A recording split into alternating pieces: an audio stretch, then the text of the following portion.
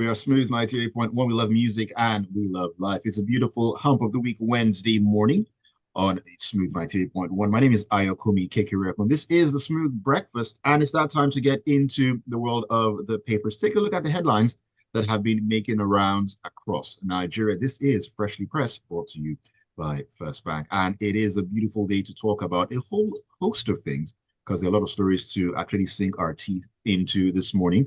And we're looking forward to you sharing your thoughts with us, getting your opinions across on stories and a whole lot more. And you can do that on WhatsApp on 0809 440 981. 0809 440 981. That's the WhatsApp number. You can also join us on YouTube. We're streaming live at Smooth 981 FM Lagos. Smooth 981 FM Lagos. And my analysts are in for the ride this morning. Devoe and Lakunle are joining me. Very good morning to you, gentlemen. Great to have you on Freshly Pressed. Good morning, Ayo. Good morning, Devoe. Good morning, Lagos. We need to have a change of mind about how we run our country. True story. Good morning, Devoe. Morning, Lagos. Morning, world. AY, Lakunle. Cool, no lights. Cool, no fuel. Cool, new presidential jets. I have lights. I wasn't expecting the Eco presidential jets, but thank you. That's something to celebrate. Anyways, Devoe, let's begin our journey in the Vanguard this morning. As the presidency on Tuesday said it has outlined measures to cut down expenditure in the United Nations Climate Change Conference. That's Conference of Parties, that's COP29. That's taking place in Baku. That's the capital of Azerbaijan in November. And that's in line with President Bola Tinubu's promise to cut down the cost of governance. Of course, we can't forget COP28 that took place in November last year, if my memory serves me correctly. And there was a whole backlash over the number of delegates who went there. Many people said a lot of people who actually had no business being there. And I wonder why it took them so long to figure out, hey, there are too many people here that we don't need to have on this one. But anyways, they're saying they're trying to cut down expenditure. What do you think about this? Well, this news came to us by the essay to the president on media and publicity, Ajuri Ngolale, who literally kind of gave us what I call it, trying to get us to believe that the Bola Ahmed Tinubu Shettima administration is cutting down the cost of governance. And he's saying here that they're going to save 10 billion as against the last year's expenditure on the 11-day event in Baku, Azerbaijan. Okay. Now, he stated that, okay, they wouldn't be having a big pavilion, which was $5,000. They would set up a delegate office within the premises, etc. and cool. But you see, AY, you know why I said this story should be first is I don't know whether it's about Bola Ahmed Tinubu and Shettima or if it's about APC when it comes to being clever by half. Like Lakunle mentioned, we just can't continue running the country in this manner. And basically what we're referring to is bad governance. The headline here from the Vanguard is about the cost of governance. Let's even use this scenario of the COP attendance by the Nigerian delegation. What happened last time was not about people who had no business being there because people paid to go there. The point was, how many of those people that represented Nigeria were on the federal government tickets, on taxpayers' money being used for frivolous travels? Frivolous in the sense that some states were there, some companies were there, yes. Did the federal government have the budget in the current climatic economic situation that we're in to cover over 1,500 people? If you remember, there were press conferences that they came out and said, at the end of the day, the list was not well, etc. There was just about 400. Even 400 itself is a whole Boeing 777, where countries who have much bigger budgets had small teams. And Nigeria, I think was number 3 or 4 on the list of of high volume delegations. This is not how you become wise in your expenditure. This is not being prudent. And you know that first things in this country that we suffer is reduced revenue because of all the corruption and the budget, the income leakages coming from crude oil theft, subsidy payments, and things that are not going to have direct impact on our food security. Therefore, you're not being clever by half, a jury, when you tell us that you're going to save 10 billion. Are you saving 10 billion from 100 billion? Is that how much really went down? Or are you saving 10 billion from a 20 billion expenditure? We need to know. Are you getting what I'm saying? Now, I don't blame them because that has now become the character and the MO of this government. They just seem not to care about the optics of the actions that they take.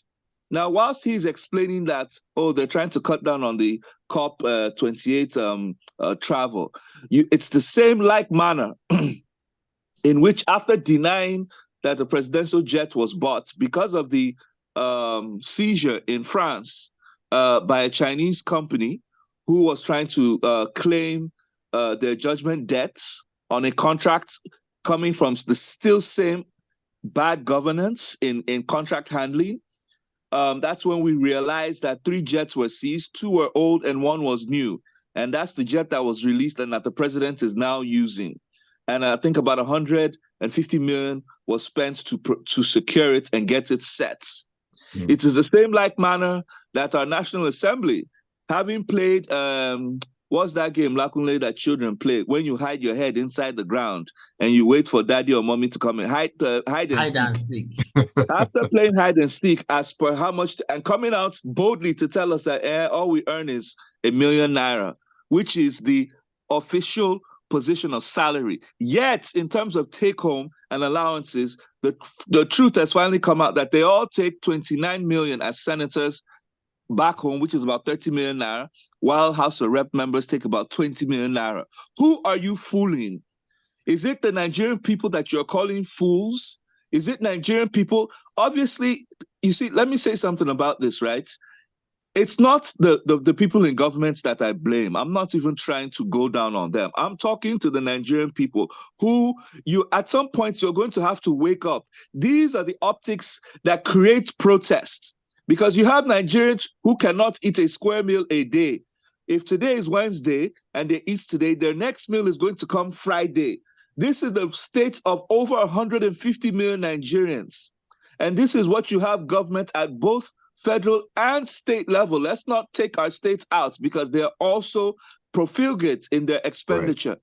So I expect Nigerian citizens, like I said before, you don't have to protest on the streets. Your duty as a citizen is to hold your government accountable on a daily basis. You don't have to go to the streets. Most time it's ineffective. Go to their homes. If you're not going to get them in their offices, go to their homes and demand accountability on the taxes you pay. Demand accountability on how they use their budgets. Because at the end of the day, you cannot, most of them throw a party, knowing fully well that they may not win in the next election. So therefore, it is grab all you can take, eat all you can. And unto the Nigerian citizens, shake them to the point that they wake up and begin to take governance as a matter of urgency. We'll continue hearing stories. I mean, the stories are replete of government not minding the state of the economy and just literally being insensitive about how the state of and the plight of the Nigerian citizen. All right, thank you, Devoe, for sharing your thoughts on that one. Now let's switch over to the Guardian and talk about the current fuel situation. Luckily, I'm coming to you, but Devoe, I'm also going to get your thoughts on this one as well. And it says the Independent Petroleum Marketers Association of Nigeria, IPMAN, that's Mosimi Depot, yesterday blamed the fuel scarcity currently being experienced across the southwest states on the refusal of the Nigeria National Petroleum Company Limited, NNPCL management, to make petroleum products available to its members 3 months after payment. Lakunle, let's get your thoughts on this one. Okay, so this story was actually the reason I started with we need to change the way we run this country. We need to think different. We need to get out of the box, right? Why do I say so? So randomly yesterday, one of my close friends, he's become a very close friend now, on social media said that we should by now accepted importing fuel as our reality. And I asked the question, why should we accept that as a reality? Why are we importing fuel, petroleum products? If it was something that we didn't produce, we didn't have the raw materials to do, no problems, right? But we have them right here. Nigeria is number one in Africa, number 4 or 5 in terms of crude deposits, reserves in the world.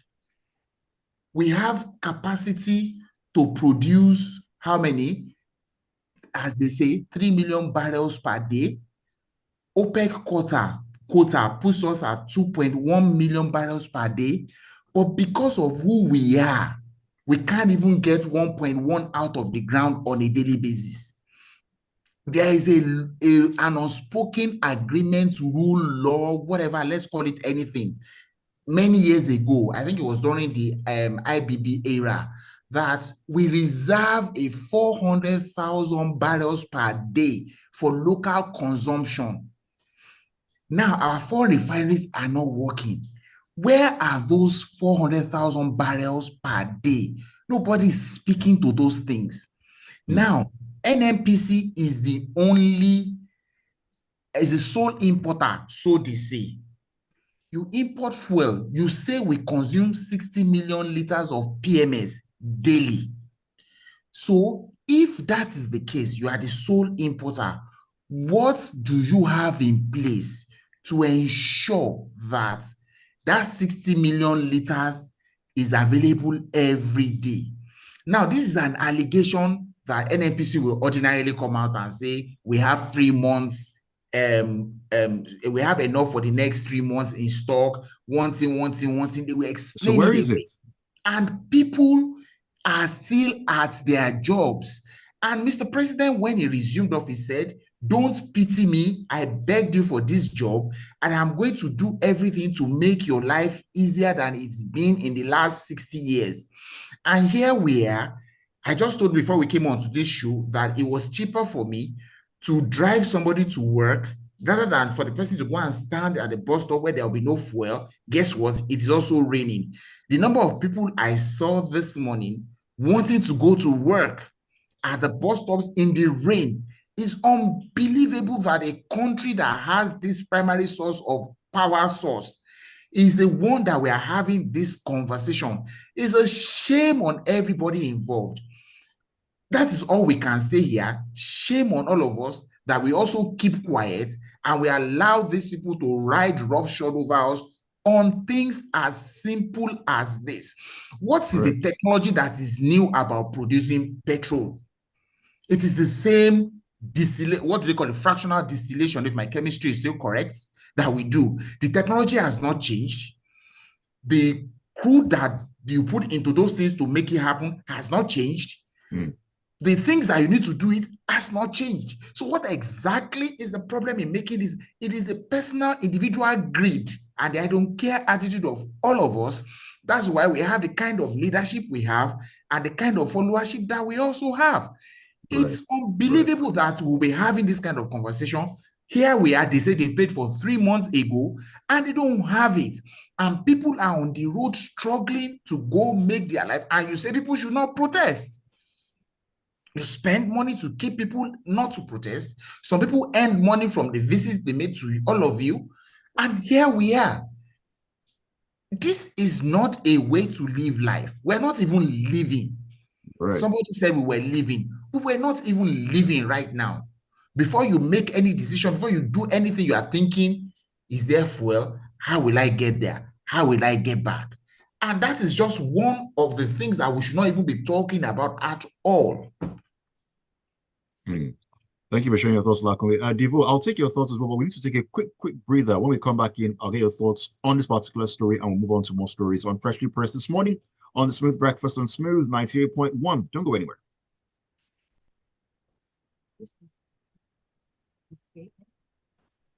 I knew that this particular story is it would enter a lot in terms But of taking them. Lakunle, now you say make people no protest before. I said make I remind you. No, I didn't say you should not protest. I said protest legally. Okay.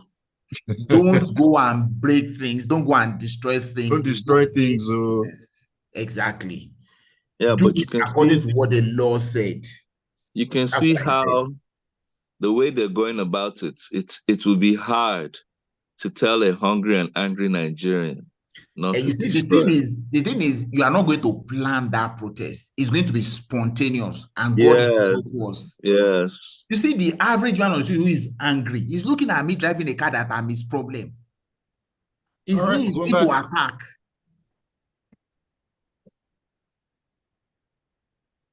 Welcome back to Freshly Pressed on the Smooth Breakfast on Smooth 98.1. Love music, love life. A beautiful Wednesday morning. My name is Ayokunmi, and we're having an interesting conversation this morning with my analysts with me on the show, Devoe and Lakunle. Welcome back, gentlemen. I'll take a couple of messages on WhatsApp because Lagos, Nigeria, and the world have a lot to say about the issues on ground. Daya sent in a PhD thesis. I'll just try to summarize this one. And he says, you can't govern by lies, eye service, propaganda, and hypocrisy and expect it to prosper. It won't. The foundation that brought this government into power is not free and credible. This government was given a blank by cash and carry, INEC, and judiciary. I don't know about that. It's like you put an Agbero in the vault of central bank while you allow the Agberos to run a multinational organization. Thank you for your thoughts, Dayo. Dakbo says, some people just listen with one ear and it goes out the other. Leadership is all about making the life of the generality better. Fixing the political system is vitally important, and curbing wastage and excesses should be paramount. We really can't continue like this because people are suffering and smiling. Adigwe Gadidiji says, where's the Minister of Petroleum? Why is he not talking to people on how to resolve the long queues at the filling stations? He's on a work stay in France, Adedeji. I think this conspiracy of silence is another means of corruption that enables oil marketers to rip Nigerians off. The minister isn't talking and he can't be found while Nigerians languish in pains. We are trapped. Well, once again, he's in France. We know where to find him. Really. Okay, let's get back into things. Yes, I just wanted to say something. Flying by. On the last story. What Nigerians should know is that Lakunle, your friend was right, and I agree with them. Maybe when we have the time one day, we will make the case for why Nigeria not only should jettison refinery. It is because of bad governance and corruption that we have been unable, after 30 years, to produce a liter of refined fuel, simply because some people are making a killing, circumventing the system and ensuring that Nigeria continues paying subsidy. Now, the only way you deal with that is by taking that aspect of the delivery chain that gives them the opportunity to make that money away from them, meaning Nigerians, let's deregulate the markets completely, like the way it is in diesel. Now, if you go to most African countries, especially the ones around Nigeria, Niger, Cameroon, Ghana, Benin Republic, Chad, they all import petroleum products. Anybody imports, anybody sells. It's not a problem. Nobody loses sleep because of imported petrol, simply because it's a direct trade of buy and selling. In Nigeria, because of the opportunity of subsidy, that creates the monster that we have that is causing the Dangote refinery to fail. Because if the Dangote refinery works, those who import fuel will lose out on business. The same reason the 4 refineries are not working in this country, because some people have been making a killing by importing fuel into this country. So it's not rocket science. The point is, we can't spend 30 years trying to get ourselves to understand why our refineries will not work. Just sell them, take them out, and ensure that everybody buys fuel at the market price. Now, the point many people argue is that how can I buy fuel at 1,500 or 2,000 naira per liter? What will happen is initially there will be a shock, but it will balance. And the expectation is that Nigerians will take their anger of the high cost of living out on their governments to ensure that the increased revenue goes to impacting activities. That's how it works. We can't spend every day trying to understand why we're always having fuel scarcities. The jury's out on that already. All right, thank you for sharing your thoughts on that one, Devoe. Let's take another story here and then take some more messages that I've lined up really, really, really plentifully here. Heading to the Vanguard, where the appeal court, the Court of Appeal sitting in Abuja on Tuesday overturned the decision of a Kogi State High Court, which restrained the Economic and Financial Crimes Commission, EFCC, from prosecuting former Kogi State Governor Mr. Yahya Bello on an 80 billion naira money laundering charge. Now, I mean, this has gone on for quite a bit, back and forth and so on and so forth. Yahya Bello declining to make an appearance in courts 5 different times. And the appeal court have said, nope, you need to face this one. What's going to happen here on out, Devoe? Well, this is not much of a story because most Nigerians have been, what I call it, pressurizing the EFCC to deliver on this promise that the EFCC chair said he would resign if they're not able to prosecute Yahya Bello, who is in the hare's hornet's nest because of 80 billion naira alleged money laundering charges while he was governor of Kogi State. The truth is this, right? The EFCC has a lot of work on its hands. Yahya Bello is just one out of many. Some even believe the only reason he's under this hornet's nest is because of political indifference he had with some of his fellow governors during the last presidential campaign. So what that means is it's not so much about corruption. It's more about politics at play. Now, the point is, in Nigeria, it's the same reason why, till date, even with the military at work, we've not been able to fish out those who are stealing Nigeria's crude. How come we haven't heard the EFCC announce names? How come the EFCC has not been able to investigate and find out?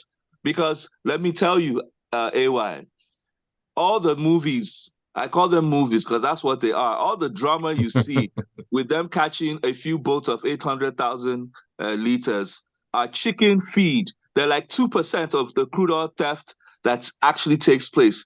That word itself is even misleading because the theft is not the stealing of our oil tankers. Oil tankers move out of Nigeria with the Navy, Army, and Air Force guarding them. Where the theft takes place is when you are selling the crude, the buyer pays like half the amount to Nigeria, and another account is made available, and revenue is lost. That is the real crude oil theft. Tell me why, from our national security advisor down to EFCC, why the names of those who have been defrauding Nigeria have not come out. The same way the insurgency, even though the UAE gave us a list of names, prosecution hasn't taken place. Right. So I'm just saying that I really don't have much hope and faith in the EFCC simply because we know that the EFCC most times works in tandem with the government. So right. Nigeria, once again, you have another reason to be careful of the human beings you elect into power, because at the end of the day, if you're not careful, it will come back to bite you. All right, let me take some messages before I come back to you, Lakunle, really quickly on our final story, most likely for this morning. Adiwali says, shame on those that support incompetence, especially on here with their messages. Really? Who are they? They've been quiet this week. I guess they're also on the field queue, or they're just waiting for semantics to drive their pointless agenda. Joseph Minier says, it's really unfortunate how those in government always enjoy when they see the citizens suffering. The government squanders, lives flamboyant lifestyles, yet tells citizens things are tough and the economy is bleeding. So no money to solve all the problems, but beg for patience. May God bless Nigeria. Thank you for that. Daniel from Festac says, there's no electricity and no petrol for over 48, give me 48 good hours, or no power at Amodofi for 48 good hours. I guess that's what you mean. Doctors kidnapped and food prices through the roof, etc. President Tinubu and the APC are the worst government we've had in the last 10 years, and his cabinet has to go for things to be better.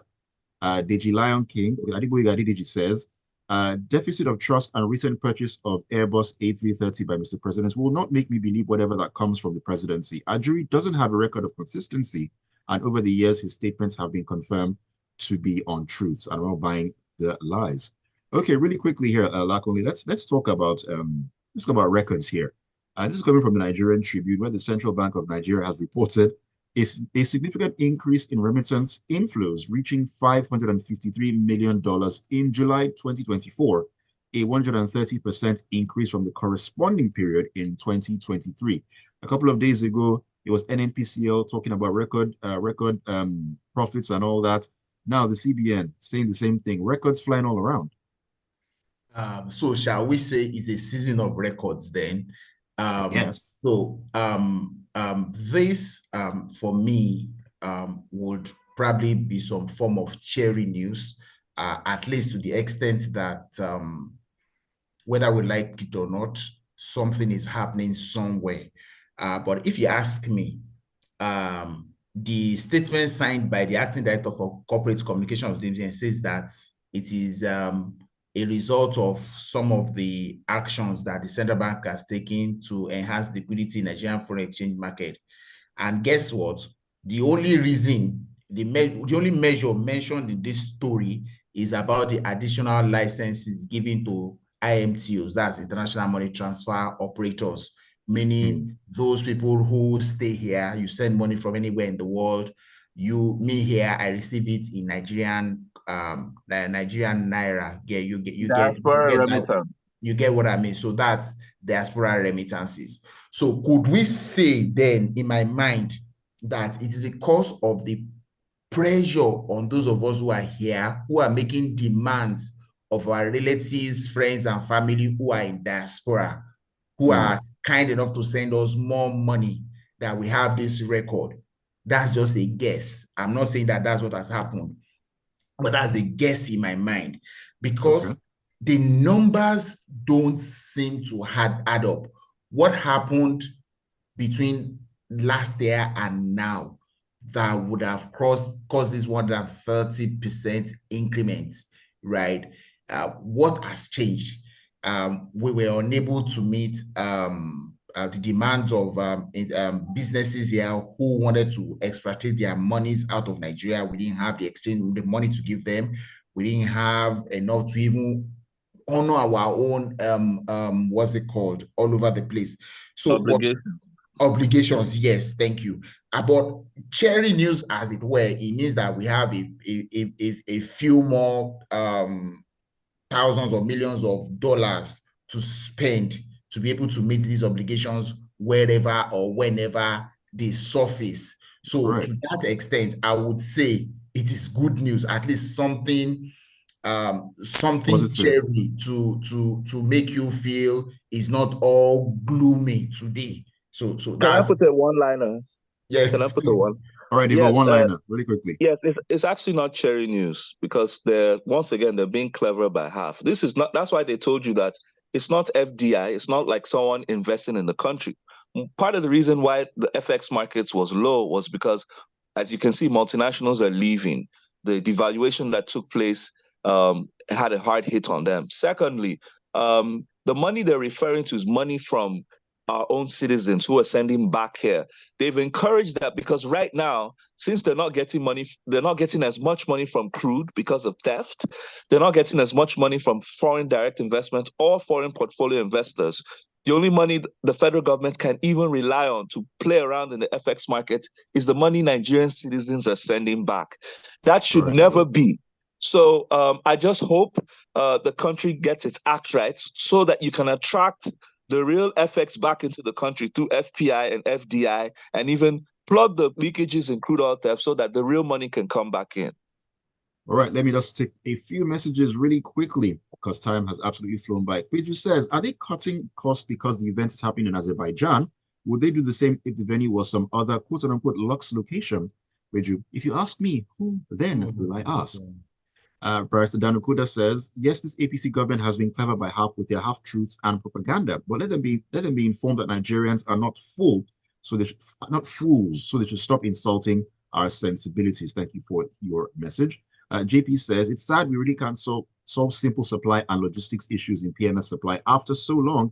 IPMAN pays on 3 months after new supply and they are quiet. When does this end? Sad, but cheers. And let me just take one more here. This is Victor, I guess. And he says, who bewitched Nigerians to believing that removal of fuel subsidy would be used for impactful projects? That's the biggest lie of the century. The subsidy will be removed and the citizens will not see any impactful projects for that sacrifice. Subsidy is the only social welfare from the federal government and it's gone. And that's all we can take this morning on Freshly Pressed. Thank you so much, Devoe and Lakunle, for joining me. Always an interesting time having you gentlemen on the show. Thank you, Ayo, for having us. Let's go back to the fuel queue. Maybe we'll have to go out tomorrow. I wish you all the best with that one. Cool queue. Yes. Oh my goodness. All right, Devoe, thank you so much. Thank you all for your messages on Freshly Pressed. We'll do this again tomorrow at 7:30 a.m. on the Smooth Breakfast and Smooth 98.1. Meanwhile, we'll get into the locker room at 8:15. There's so much sports news to get into. Don't go anywhere. All right, Ayo. See ya.